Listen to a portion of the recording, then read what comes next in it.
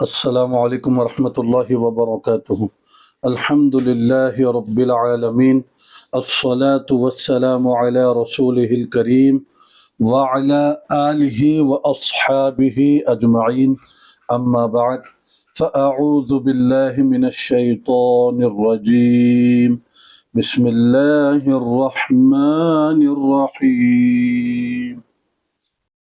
الحمدللہ شیخ الاسلام ڈاکٹر محمد طاہر القادری صاحب کی شہرہ آفاق تصنیف امام حسن بصری رحمۃ اللہ علیہ کا مولا علی سے ملاقات اور سماعت پر مشتمل اس کتاب کی لیکچر سیریز کی آج ہماری آخری نشست ہے، بضمن 25واں عرس نورانی مجاہد اسلام شیخ المشائخ حضرت علامہ سید محمد عبد القدیر حسینی بخاری چشتی المعروف نورانی پاشا رحمۃ اللہ علیہ بانی جامع انواریہ و باب العلم انواریہ ایجوکیشنل سوسائٹی من جانب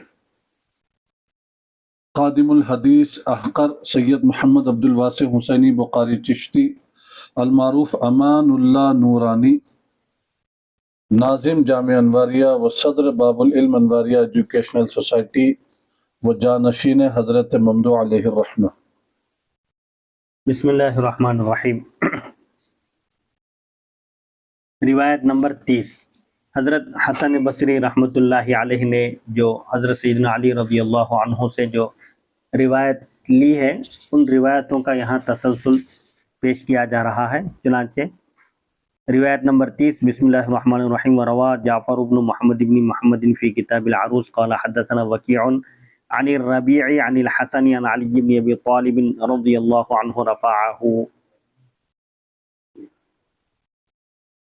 من قال فی کل یوم 3 مرات صلوات اللہ علی آدم غفر اللہ له الذنوب وان كانت اکثر من زبد البحر۔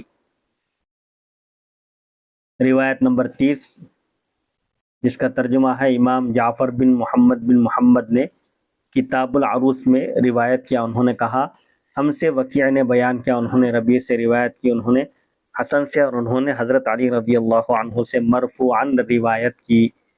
محدثین کی اصطلاح میں مرفوع اس روایت کو کہتے ہیں جس کی سند نبی کریم صلی اللہ علیہ وسلم تک پہنچے۔ وہ روایت کیا ہے؟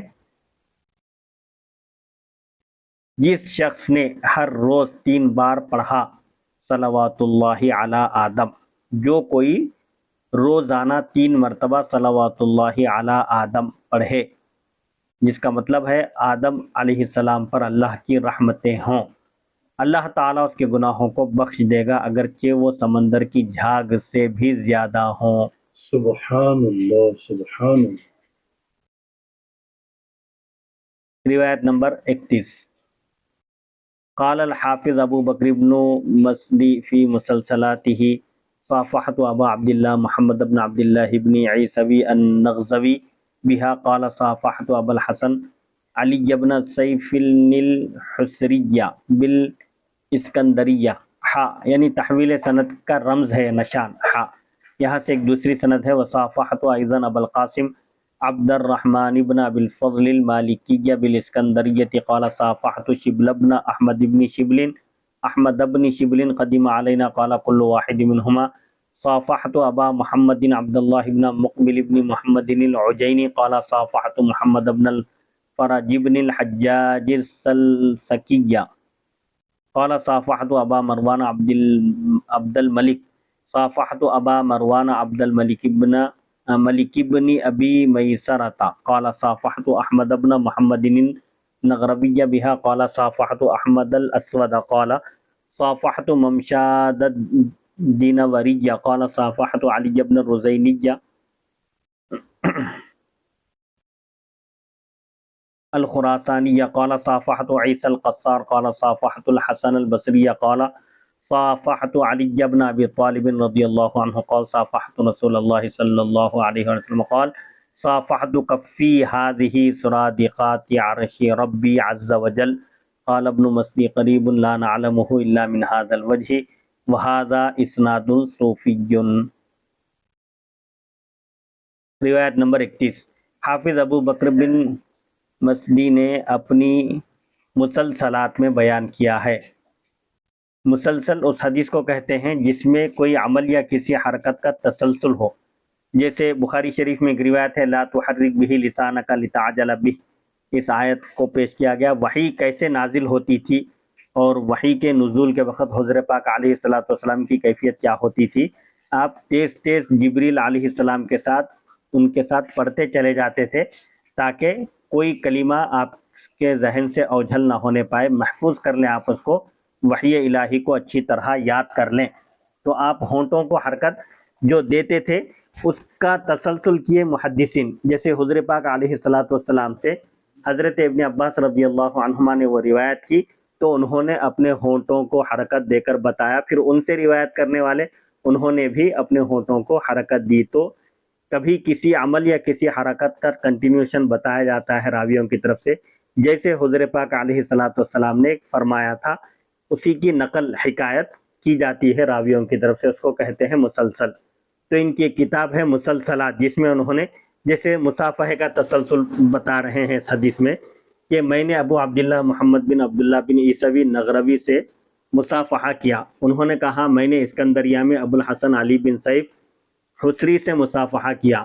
تحویل سند، یہاں سے ایک دوسری سند بدل رہی ہے، اور میں نے ہی ابو القاسم عبد الرحمن بن ابو الفضل مالکی سے اسکندریہ میں مصافحہ کیا۔ انہوں نے کہا میں نے شبل بن احمد بن شبل سے مصافحہ کیا جب وہ ہمارے ہاں تشریف لائے تھے۔ ان دونوں نے کہا میں نے ابو محمد عبداللہ بن مقبل بن محمد عجینی سے مصافحہ کیا۔ انہوں نے کہا میں نے محمد بن فرج بن حجاج سلسکی سے مصافحہ کیا۔ انہوں نے کہا میں نے ابو مروان عبد الملک بن ابی میسرہ سے مصافحہ کیا۔ انہوں نے کہا میں نے احمد بن نغروی سے وہی مصافحہ کیا۔ انہوں نے کہا میں نے احمد الاسود سے مصافحہ کیا۔ انہوں نے کہا میں نے ممشاد الدینوری سے مصافحہ کیا۔ انہوں نے کہا میں نے علی بن رزینی خراسانی سے مصافحہ کیا۔ انہوں نے کہا میں نے عیسیٰ قصار سے مصافحہ کیا۔ انہوں نے کہا میں نے حسن بصری سے مصافحہ کیا۔ انہوں نے کہا میں نے حضرت علی بن ابی طالب علیہ السلام سے مصافحہ کیا۔ انہوں نے کہا میں نے حضور نبی اکرم صلی اللہ علیہ وسلم سے مصافحہ کیا۔ آپ صلی اللہ علیہ وسلم نے فرمایا میں نے ان ہاتھوں کی ہتھیلیوں سے عرش الہی کے پایوں کو تھاما ہے۔ تو یہ تسلسل ہے کہ جتنے ان ہاتھوں کی ہتھیلیوں سے عرش الہی کو یوں عرش الہی کے پایوں کو تھاما ہے، اور حضور علیہ السلام حضور پاک علیہ السلام فرماتے ہیں کہ میں نے ان ہاتھوں کی ہتھیلیوں سے عرش الہی کے پایوں کو تھاما ہے، یعنی دست مبارک آپ کا عرش الہی کو تھاما ہے، اس سے مس ہوا ہے۔ تو یہ برکتوں کا تسلسل بتا رہے ہیں کہ حضور پاک علیہ السلام کا دست اقدس عرش الہی سے مس ہوا، پھر آپ کے دست مبارک سے حضرت علی رضی اللہ عنہ کا دست مبارک مس ہوا، پھر وہ برکت جتنے نیچے جو راوی ان سے، جیسے حضرت علی رضی اللہ عنہ سے مصافحہ حضرت حسن بصری کیے، پھر حضرت حسن بصری سے مصافحہ ان کے شاگرد مرید کیے، پھر ان کے شاگرد کے شاگرد، یہ تسلسل ہے پورا۔ تو اس کو سلسلہ کیا مسلسل، حدیث مسلسل، حدیث سے مسلسل، جس میں کسی حرکت یا کسی عمل کا کنٹینیوشن بتایا جاتا ہے، سب راوی روایت کرنے والے نیچے تک، اوپر سے لے کر نیچے تک کے سلسلے میں سب اس عمل کو دہراتے ہیں۔ ابن مسعود نے کہا یہ حدیث غریب ہے اور میں اسے سوائے سند کے نہیں جانتا، اور یہ صوفیہ کی سند ہے۔ روایت نمبر 32، یہ صوفیہ کی سند ہے۔ صوفیہ کے پاس یہ طریقہ رائج ہے مصافحہ کرنے کا کہ جب وہ کسی کو حلقہ ارادت میں شامل کرتے ہیں، داخل کرتے ہیں، تو ان کا طریقہ ہے۔ حضور پاک علیہ السلام کے بارے میں جیسا کہ اللہ تعالیٰ نے سورہ فتح میں فرمایا ان الذین یبایعونک انما یبایعون اللہ ید اللہ فوق ایدیہم، بے شک وہ لوگ جو آپ کے دست اقدس پر بیعت کرتے ہیں، در حقیقت وہ اللہ کے دست اقدس پر بیعت کرتے ہیں، اللہ کا ہاتھ ان کے ہاتھوں پر ہے، یعنی اللہ کی تائید ان کو حاصل ہے۔ اور بیعت رضوان کا بھی واقعہ ہے، حضور پاک علیہ السلام حضرت عثمان غنی رضی اللہ عنہ کو سفارت کے لیے، مصالحت کے لیے قریش کے پاس روانہ کیے تھے۔ صلح حدیبیہ کے موقع پر جب آپ سن 6 ہجری عمرے کی غرض سے تشریف لائے تھے تو حدیبیہ نامی مقام پر آپ کو کفار قریش نے روک دیا تھا، عمرہ کرنے سے منع کر دیا تھا۔ اس موقع پر حضرت عثمان کو بھیجا گیا قریش سے بات چیت کے لیے، تو ایک افواہ ایسی آئی کہ حضرت عثمان شہید کر دیے گئے، تو حضور پاک علیہ الصلوۃ والسلام نے ایک درخت کے نیچے بیعت لی صحابہ کرام سے، جس کو بیعت رضوان کہا جاتا ہے۔ اللہ تعالیٰ بھی اس بیعت سے راضی ہو گیا، اپنی خوشنودی کا اظہار فرمایا، لقد رضی اللہ عن المؤمنین اذ یبایعونک تحت الشجرہ۔ جس وقت اہل ایمان نے آپ کے دست اقدس پر بیعت کی درخت کے نیچے، اللہ ان سے یقیناً راضی ہے۔ تو اس وقت حضور پاک علیہ الصلوۃ والسلام نے صحابہ سے بیعت لی کہ ہم خون عثمان کا بدلہ لے کر رہیں گے، اور اس وقت آپ نے اپنے بائیں ہاتھ کو حضرت عثمان کا سیدھا ہاتھ قرار دیا تھا۔ تو یہ بیعت کا طریقہ رائج ہے، صحابہ حضور پاک علیہ الصلوۃ والسلام سے بھی اور آپ کے بعد بھی صحابہ نے لوگوں کو حلقہ ارادت میں داخل کیا۔ تو یہ ایک طریقہ ہے صوفیہ کے پاس کہ وہ جس کو بھی مرید بناتے ہیں اس کا ہاتھ اپنے ہاتھ میں لے کر اس سے سمجھیے ایک معاہدہ اگریمنٹ کرتے ہیں کہ وہ اللہ کی نافرمانی نہیں کرے گا، فرائض کی پابندی کرے گا، جیسا کہ حضرت خواجہ بندہ نواز گیس و دراز رحمۃ اللہ علیہ کے ہدایات میں لکھا ہوا ہے کہ جو طریقت کی منزل میں سلوک کی راہ میں قدم رکھنا چاہتا ہے اس کو کیا کیا کرنا چاہیے۔ 5 وقتہ نماز جماعت کے ساتھ پڑھنا چاہیے، اشراق کا اہتمام کرنا چاہیے، تہجد کا اہتمام کرنا اور چاہیے، اوابین کے 6 رکعت نماز مغرب کی نماز کے بعد مغرب کے بعد اوابین، اس طرح ادا کرے کہ ہر رکعت میں سورہ فاتحہ کے بعد سورہ اخلاص 3 مرتبہ اس کی تلاوت کی جائے، پھر اس کے بعد 2 رکعت حفظ الایمان کی نماز ادا کی جائے۔ جی وہ 2 رکعت اس طرح ہے کہ ہر رکعت میں سورہ فاتحہ کے بعد سورہ اخلاص 7 مرتبہ، 1 مرتبہ فلق، دوسری رکعت میں سورہ فاتحہ کے بعد سورہ اخلاص 7 مرتبہ، 1 مرتبہ ناس، جی پھر سلام پھیرنے کے بعد وہی اتحیات وغیرہ مکمل کر لے، تشہد وغیرہ، اس کے بعد سلام پھیرنے کے بعد سجدے میں جا کر یا حیو یا قیوم ثبتنی علی الایمان یہ 3 مرتبہ پڑھیں۔ پھر نماز عشاء کے بعد جو ہے غالباً 70 مرتبہ یا وہاب پڑھیں جی نماز عشاء ادا کرنے کے بعد، اور پھر ایام 20 کے روزے رکھے، یعنی چاند کی 13، 14، 15، اور جمعے کا غسل بلا عذر شرعی نہ کریں۔ جی صوفیہ کے نزدیک، صوفیہ کی اصطلاح میں، صوفیہ کے نزدیک طریقت میں غسل، جمعے کا غسل کی بڑی اہمیت ہے۔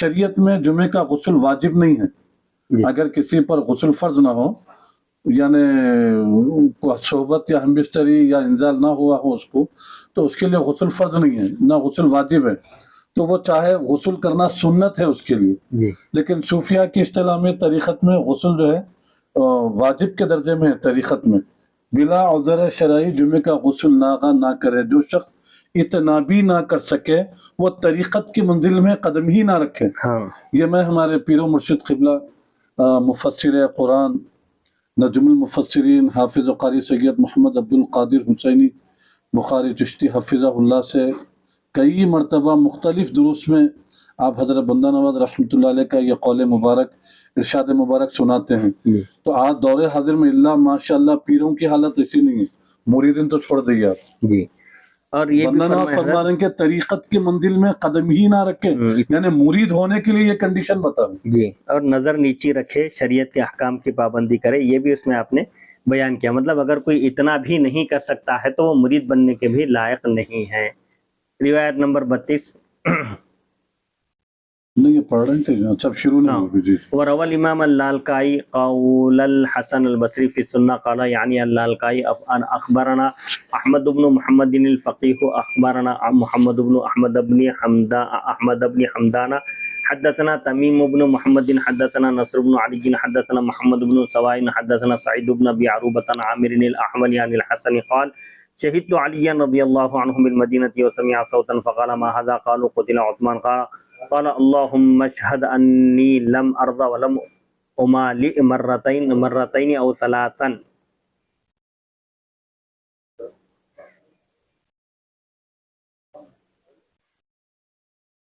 امام لالکائی متوفہ 418 ہجری نے کتاب السنہ میں حضرت حسن بصری علیہ الرحمہ کا قول روایت کیا ہے۔ امام لالکائی نے کہا ہمیں احمد بن محمد فقیہ نے خبر دی، انہیں محمد بن احمد بن حمدان نے خبر دی، ان سے تمیم بن محمد نے بیان کیا، ان سے نصر بن علی نے، ان سے محمد بن سوا نے، ان سے سعید بن ابی عروبہ نے بیان کیا۔ انہوں نے عامر احول سے، انہوں نے حضرت حسن بصری سے روایت کی، انہوں نے کہا میں حضرت علی رضی اللہ عنہ کی خدمت اقدس میں حاضر تھا کہ انہوں نے شور و غل کی آواز سن کر پوچھا کیا ہوا ہے؟ شور و غل برپا ہوا، ہنگامہ برپا ہوا تو حضرت علی نے پوچھا کیا بات ہے، کیا ہوا؟ لوگوں نے بتایا کہ حضرت عثمان رضی اللہ عنہ کو شہید کر دیا گیا۔ تو انہوں نے کہا، کس نے؟ حضرت علی نے کہا، اے اللہ گواہ رہنا، میں اس عمل سے راضی نہ تھا اور نہ ہی اس میں شامل تھا۔ 2 یا 3 بار دہرایا آپ نے یہ بات کہی کہ میں نہ قتل عثمان سے راضی تھا اور نہ ہی میں اس میں شامل تھا۔ یہ سب پوری سبائی گروہ بلوائیوں کی کاروائی تھی جنہوں نے حضرت عثمان غنی رضی اللہ عنہ کو ظلماً آپ کے گھر کا احاطہ کر کے محاصرہ کر کے شہید کر دیا تھا۔ روایت نمبر 33 وقال الامام البخاری فی تاریخہ سلیمان بن سالم ابو داود القرشی القطان سمع علی بن زید عن الحسن رآ علی والزبیر رضی اللہ عنہما التزما ورآ عثمان وعلی رضی اللہ عنہما التزما۔ روایت نمبر 33 امام بخاری متوفہ 256 ہجری نے اپنی تاریخ میں بیان کیا، سلیمان بن سالم ابو داود قرشی قطان نے علی بن زید سے سنا، انہوں نے حضرت حسن بصری سے روایت کیا کہ انہوں نے حضرت علی و زبیر رضی اللہ عنہما کو باہم لپٹتے ہوئے دیکھا، یعنی معانقہ کرتے ہوئے دیکھا، گلے ملتے ہوئے دیکھا، اور حضرت عثمان و علی رضی اللہ عنہما کو باہم معانقہ کرتے ہوئے دیکھا۔ عام طور پر یہ جو بات پھیلائی جاتی ہے کہ ان حضرات کے درمیان کچھ رنجشیں تھیں، کچھ مشاجرات اختلافات تھے، حضرت حسن بصری فرماتے ہیں کہ میں نے تو ان حضرات کو ایک دوسرے سے گلے لگتے ہوئے معانقہ کرتے ہوئے دیکھا ہے۔ روایت نمبر 34 اسی لیے حضرت علی نے فرمایا نا وَنَزَعْنَا مَا فِي صُدُورِهِم مِّنْ غِلٍّ إِخْوَانًا عَلَىٰ سُرُرٍ مُتَقَابِلِينَ۔ اس آیت کی تفسیر میں کہ قسم کھا کر فرمایا کہ میں اور عثمان اور زبیر اور طلحہ ان حضرات میں سے ہیں جن کے بارے میں اللہ تعالیٰ نے یہ فرمایا کہ جب جنت میں داخل ہوں گے تو بالکل کوئی رنجش، کوئی خلیش دل میں کسی کے باقی نہ رہے گی۔ روایت نمبر 34 وقال ابو عیسی الترمذی قد كان الحسن في زمان علی رضی اللہ عنہ وقد ادرکه ولكننا لا نعرف له سماعا منه۔ ابو عیسی محمد بن عیسی ترمذی متوفہ 279 ہجری کہتے ہیں تحقیق حضرت حسن بصری سیدنا علی رضی اللہ عنہ کے زمانے میں تھے، یقیناً یہ بات پائے ثبوت کو پہنچ چکی ہے کہ اب حضرت علی رضی اللہ عنہ کے زمانے میں موجود تھے اور انہیں پایا، لیکن ہم حضرت علی رضی اللہ عنہ سے ان کے سماع کے بارے میں نہیں جانتے، ہم کو معلوم نہیں ہے کہ انہوں نے روایت حدیث کی ہے، سماعت حدیث کی ہے یا نہیں، اس کا ہم کو پتہ نہیں۔ روایت نمبر 35 وقال ابو زرعۃ الرازی کان الحسن البصری یوم ابوی علی رضی اللہ عنہ ابن 14 ورأى علیا بالمدینہ ثم خرج علی رضی اللہ عنہ الى الکوفۃ والبصرۃ ولم يلقه الحسن بعد ذلك وقال الحسن رأيت الزبير يبايع علي رضي الله عنهما وقال السيوطي وفي هذا القدر كفاية ويحمل قول النافع على ما بعد خروج علي رضي الله عنه من المدينة هذه الروايات تدل صراحة على أن الإمام الحسن البصري سمع من الإمام سيدنا علي المرتضى رضي الله عنه وأخذ فيضا كثيرا منه رضي الله عنه بالطريقة والمعرفة۔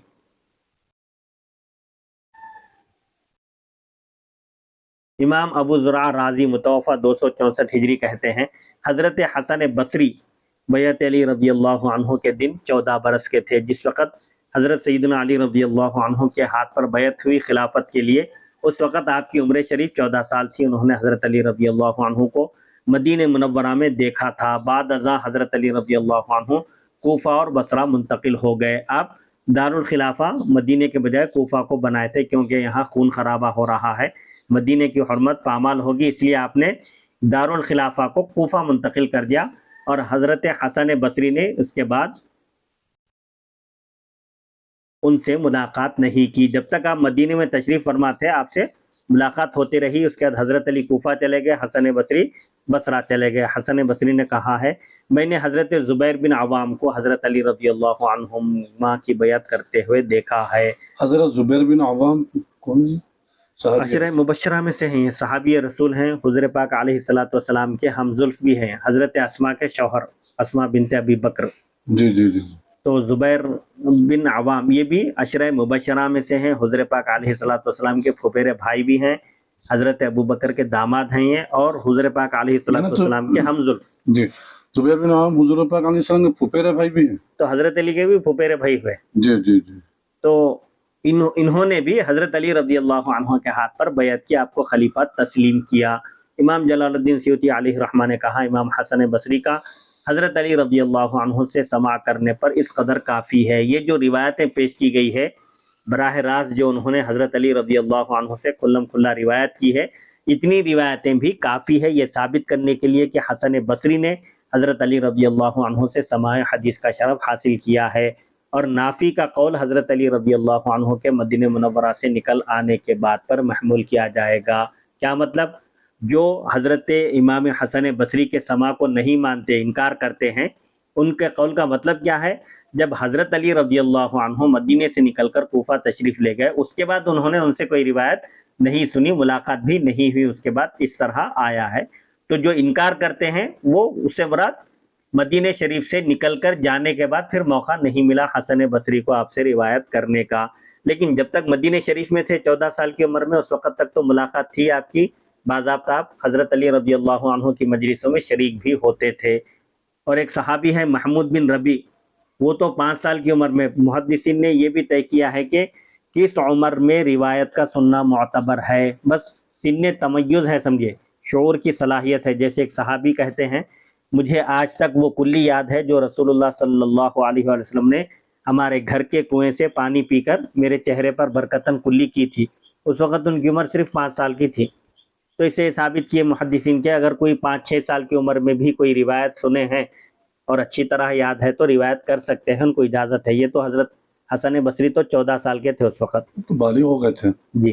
تو جو انکار کرتے ہیں ان کی مراد کیا ہے؟ مدینہ شریف سے جب کوفہ منتقل ہو گئے، دارالخلافہ منتقل کر کے چلے گئے، تو اس کے بعد پھر کوئی روایت نہیں ہے۔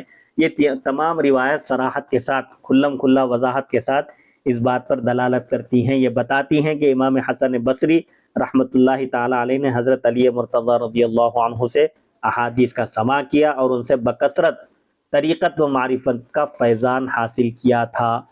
تم بحمد اللہ تعالی وعونہ وکفا باللہ عز وجل وکیلا، وصلی اللہ تعالی علی حبیبہ الکریم وعلی آلہ وصحبہ اجمعین۔ دعا کریں۔ الحمدللہ، اللہ کی توفیق اور اس کی مدد سے اس رسالے کا اختتام عمل میں آئے، اس کی تکمیل ہوئی، جس کا نام ہے القول القوی فی سماع الحسن عن علی رضی اللہ عنہما، یعنی اس رسالے کا عنوان ہے معتبر مضبوط قول حضرت حسن بصری کے حضرت علی رضی اللہ عنہ سے سماع حدیث کے سلسلے میں۔ اس کے مؤلف ہیں پروفیسر علامہ ڈاکٹر محمد طاہر القادری صاحب قبلہ، سرپرست اعلیٰ منہاج القرآن۔ الحمدللہ، اللہ کی توفیق اور اس کی مدد سے اس رسالے کی تکمیل آج ہو گئی ہے۔ اللہ تعالیٰ سے دعا ہے کہ اللہ تعالیٰ اپنے حبیب پاک علیہ الصلاۃ والسلام کے صدقہ طفیل ہم کو بولنے اور سننے اور سنانے سے زیادہ عمل کرنے کی توفیق عطا فرمائے، اور تمام عالم اسلام کے مسلمانوں کی عزت، جان و مال اور عزت اور آبرو کی حفاظت فرما۔